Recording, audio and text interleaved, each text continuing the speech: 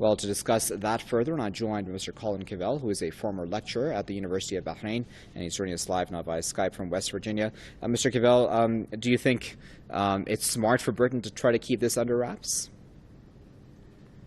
Well, when a government agency seeks to profit by selling its expertise either to private businesses or foreign governments, questions of ethics normally arise. And when civil servants sell their expertise on the market, that is expertise that they have garnered at public expense, the public has paid for them to get that expertise, and now they're selling it on the market, then ethical violations are definitely evident, because working for one society, either through the civil service or other government work, is protected from the usual regulations which apply to private firms, because work for one society is deemed to be work for the betterment of one society, that is, for the general welfare of the community, and not primarily for the sole benefit of individuals. So the UK College of Policing and Bahrain Ministry of Interior signing this agreement in June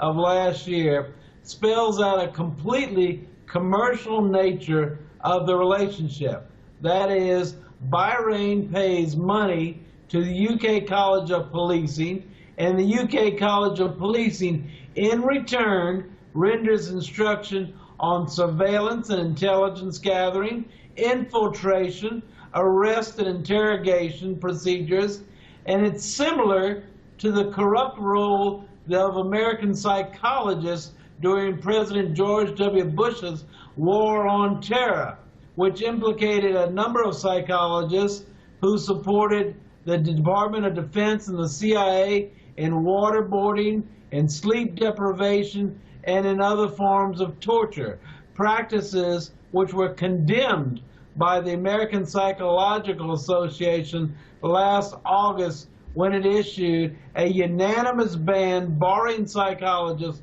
from participating in national security interrogation. And in your opinion then, Mr. Cavel, I'm wondering how important has such training and such support from the West been for the Bahraini monarchy to keep going?